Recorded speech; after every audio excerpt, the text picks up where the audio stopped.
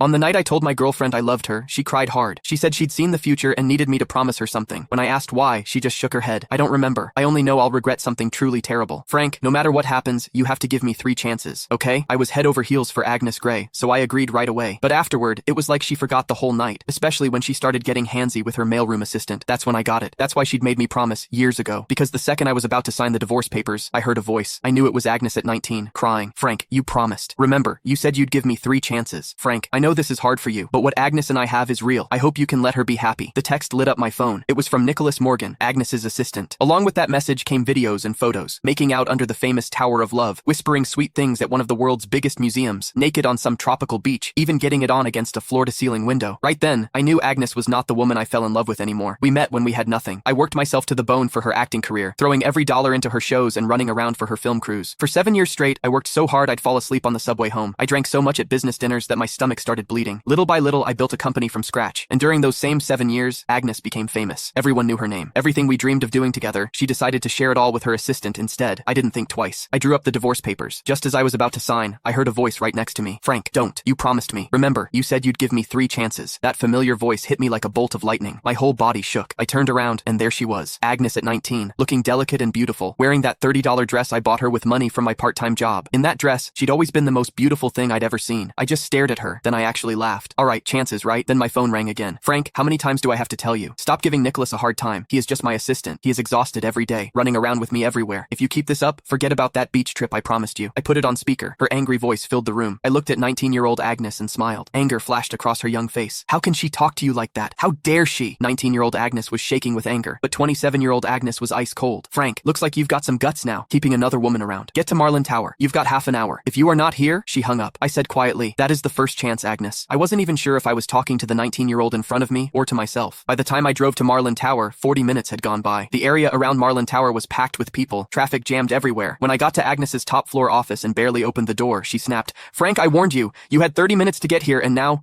I cut her off, turned around, and flopped onto the couch like I didn't care. Nicholas was there too. He kept his head down, eyes all red, his right hand holding his left wrist. My attitude seemed to set Agnes off. She slammed her hand on the desk. Frank, what is with that attitude? You still won't admit you were wrong? But before I could say anything, Nicholas jumped in. It is nothing really, just a watch. Don't blame Frank. That just made Agnes angrier, but instead of yelling at him, she held back and softened her voice. How can you say it is nothing? He is so petty. He even tried to steal the birthday gift he gave you. Don't worry, I am not taking his side. Then she turned back to me, her voice sharp as a knife. Frank, I am giving you one last chance. Give Nicholas his watch back. I'd lost count of how many times this had happened. No matter how many times Nicholas set me up, no matter what I said, it never mattered. The woman who used to trust me completely now only doubted me. Couldn't be bothered to argue. I stood up, took off the old watch from my